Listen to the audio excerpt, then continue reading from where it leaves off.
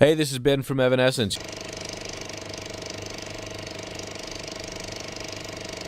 Well, congratulations with your huge success. You have success like all over the place. Thank you. Europe, well, very cool. Um, uh, what were the expectations for this album? Did you expect it to be? No, we obviously hoped and dreamed for, the ability to travel the world and do that. But you can't really expect anything because I've seen awesome bands fail and I've seen horrible bands make millions. So we really didn't have any expectations. We were just so proud of it when we finished. Excuse me. That's okay. So yeah, that's it. All right. How was the recording process for Fallen? It was awesome. It was phenomenal. Dave Fortman is a genius, and it was awesome to get to work with him. It was awesome to finally get to do the songs the way we wanted to, the way we'd heard them in our head for 5 to 8 years. You know what I mean? Right. You had like an idea just how you wanted to make them sound, and it all worked. Oh yeah, the album is exactly the way we wanted it. Exactly. All right. Why did you choose Dave as a producer? We just felt that he got it, and he was very easy to work with and get along with. So he just understood the record before it was done, and he kind of became another member. Right. You approached him? Our label did and brought us together. All right. If it wasn't for Dave, who would you pick as a producer? I can't say.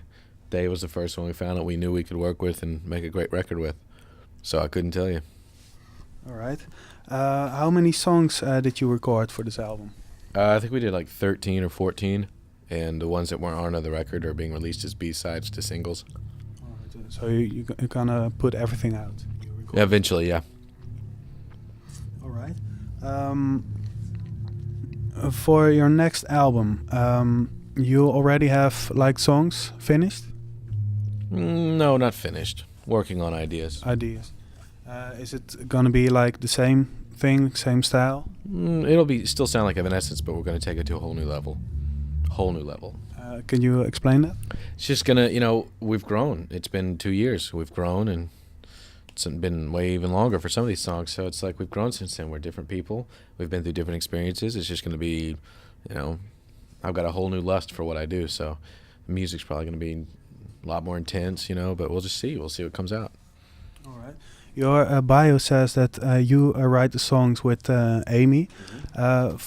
For this next album, will the other members be involved in the writing process? Yeah, somewhat, yeah. Because it's like they've spent a year being a part of Evanescence, and I think they, definitely going to have some of their flavor on the next record.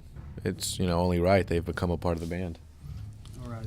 Because on the Fallen, Josh Freese was the drummer on the whole record. Is that correct? Yes. Why did you choose him? He's the best studio drummer I knew. He plays on almost everything you hear on the radio, literally.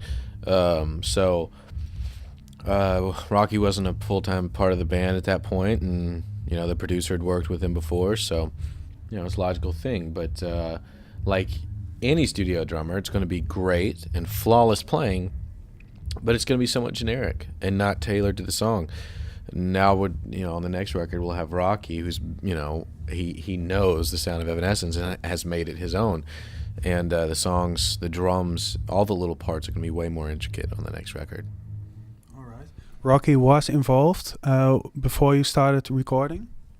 He had played with us a few times, yes, but he wasn't like he wasn't a full-time member. Just for live shows, for some live yeah. shows. All right. What about the bass player? Because he isn't mentioned in the inlay of the CD. That's true. He wasn't with us at that time. We couldn't afford a bass player. All right. His name's William Boyd. He came on in February. And he's just a steady member right now. Yes. All right. Your bio says the point of this whole record and band is to let people know that they're not alone in dealing with pain or anything that they go through. Is this going to be the message for your next album also? Well, I Just mean, the that will band always philosophy. it will always be sort of a part of our philosophy, but I really can't tell you what the majority of lyrical content on the next records can be about. We've had a very interesting couple of years, so Amy and I have a lot to write about. All right. How many ideas do you have for your next album? I don't know, Could be 5 or 6. I'm not really pushing myself to write right now. I just write it as it comes. All right. When you going to record it? There's no telling that. We're No still plans for- no, because we're still working on this one. Okay. You're from Little Rock, Arkansas. How is the scene over there, the rock scene or the music scene in general? I honestly don't know how it is right now. I haven't been there in 4 years or more. Yeah. So like I really couldn't tell you what the scene's like. It was great when I was growing up, but they go in phases. It might be. I think it's kind of in a slump right now. All right. How was it when you lived there? Yeah, it was great when I lived there. It was very supportive. Tons of bands, everything from rap rock to metal. I mean, you name it. So it was, it's great for me growing up because I could go to my local little club every Monday and Friday night. And Check out all school bands. yeah, All right. Are there some bands big right now from where you come from? not really. You expect it to be like? Depends. If they're good, I'm sure they'll make their way up. But I don't know of any bands that are really big right now out of Little Rock. But one thing that's interesting, the new guitar player for POD is Jason Truby, who is a friend of ours. He's from our hometown. All right. He's from. He's from Little Rock. So Little Rock's making its way, All right. Yeah. Are you like the first band who really put it on a map, or are there? There was a band in the 1970s that broke out briefly called Black Oak, Arkansas. But, they never had worldwide, attention. No, I never heard of it. I'm sure. All right. I also read that when it comes to songwriting, you finish each other thoughts. Are there moments that you totally don't agree with each other? Yes, but they're rare. Well, rare in music anyway. They, they work themselves out because it's like we both have to be happy with it. And if we completely disagree on an idea, it's just like we move past it and find a way to make it work for both of us. Just skip the ideas and just... Yeah. All right. How did you hook up with Paul McCoy from 12 Stones? Well, we were looking for a male vocal for that part, and we knew him from before, and we were on the same label, and it just seemed logical. We went through a lot of names, and he was the one that just laid down the best track, and we had no problems with labels because we were on the same label, and he really helped us out of a tight spot, and he just came in and saved the day. All right. Why did you choose that single as your first for the album? It's just the best first single, It's just, you can just tell. You listen to a record, like, at least I've always been able to. I could listen to a record and tell you what the first, second, and third single is going to be. And 9 times out of 10, I was always right. It's just, Bring Me to Life was the one. All right. Weren't you afraid that people, like, when I speak for myself, I thought he was just a member of the band? Well, that's true, but we made it clear that it was Evanescence featuring Paul McCoy of 12 Stones. And, any DJs, a lot of DJs failed to mention that sort of thing, but we did everything we could to make it clear, and a lot of people did think, but that's why you have the second single, and we made it clear in all interviews that there was no male vocal in our band. Right. What is going to be your next single? Well, Going Under is single number 2. I don't know if you started playing that over here yet, but after that is My Immortal. All right. You're gonna bring more singles out from the album? We'll have to see how it goes after that, see how My Immortal does. What kind of acts do you listen to right now? I'm listening to a lot of Mozart and a lot of Pink Floyd, and I listen to the Revis CD, Places for Breathing, about once, every other day. Cool. How did you hook up with them? Revis and Finger 11. I got a CD from my manager from Revis 6 months ago, and was like, okay, we're going to bring them out for a few weeks. And I was like, okay, cool. And they came out, and I was just blown away. And we've now done almost 100 shows with them. You get along well? I get along great with them. They're amazing musicians. They're unbelievably fun to hang out with. They're like some of my favorite people in the world. And Finger 11, we just met, through our label. We're on the same label, and we met about 5 weeks ago, and it's just been a blast. We extended the tour, we have different legs of the tour. We extended them out through like the end of the record, like Finger 11, because we've had Rabbits for like 6 months. We'll probably have Finger 11 for like 4 or 5 months. It's gonna be awesome. All right, cool.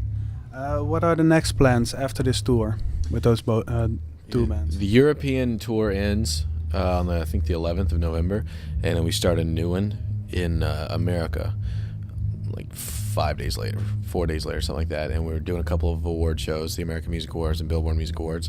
After the American thing, we take off for Christmas, and then we do Australia and New Zealand and Japan and Thailand or whatever, all the territories around there. All over the place.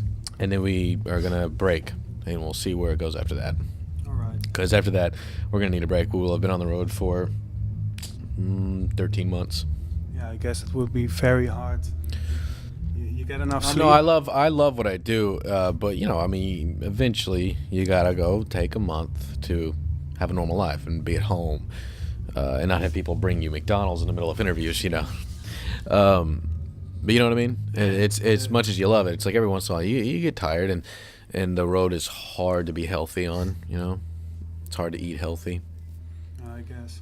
Well, what are the coolest part from performing and touring? Well, this number one coolest thing every single night is being on stage for that hour and 10 to 20 minutes.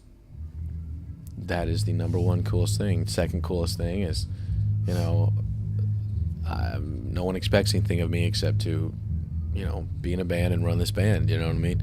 And third, I guess, would be getting to hang out with these other freaking bands every day. You get to get up and see friends that you love.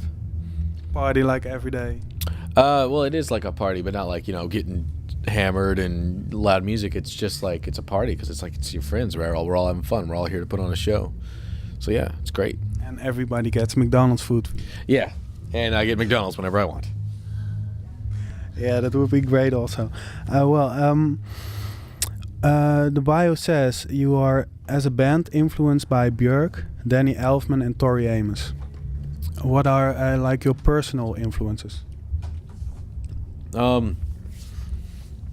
Definitely those. Michael Jackson, Korn, Pearl Jam and Live and Soundgarden. I really love 80s glam rock bands, like Bon Jovi and Warrant and Rat in Europe. Dude, The Final Countdown is the best song ever written. But Pink Floyd, it's all over the place. I love Mozart. Love it more than just about anything. All right. Well, I have to round this up. All right. One last question. What can we expect from your show tonight? A lot of metal. All right. That's about it. That's about it. You're going to see one of the best light shows you've ever seen.